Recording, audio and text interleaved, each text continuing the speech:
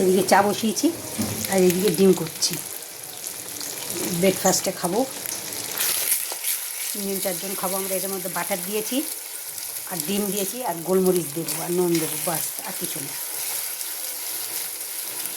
Good morning বন্ধুরা, কার কার এরকম খেতে পছন্দ কমেন্টে জানাবেন।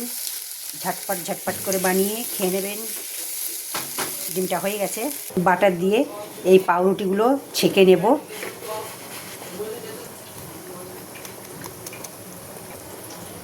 এই পাউরুটিগুলো দিয়ে দিয়ে ভালো করে ছেঁকে নিতে হবে।